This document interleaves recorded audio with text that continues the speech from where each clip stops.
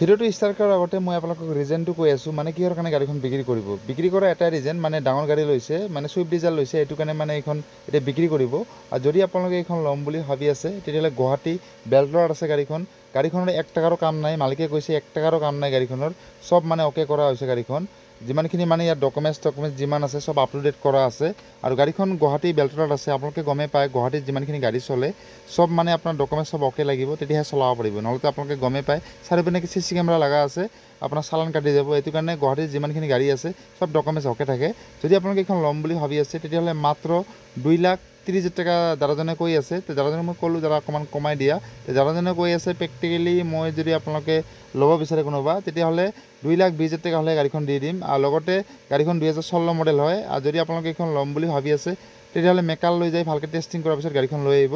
যদি আপোনালোকৰ second hand গাড়ী, ছেকেণ্ড হেণ্ড ট্ৰেক্টৰ আছে, যদি চেল কৰিম বুলি ভাবি আছে, তেতিয়াহ'লে 7002383317 এইটো মোৰ পাৰ্চনেল হোৱাটছআপ নম্বৰ হয়। আৰু যদি আপোনালোকে যিকোনো গাড়ী, second hand tractor, second hand e-rickshaw, যদি আপোনালোকে যিকোনো বস্তু আপোনালোকে বিক্ৰী কৰিম বুলি ভাবি আছে, তেতিয়াহ'লে এইটো নম্বৰত মোক কণ্টেক্ট কৰিলে হ'ল। মই যিমানখিনি পাৰোঁ আপোনালোকক চেল কৰি দিব চেষ্টা কৰিম।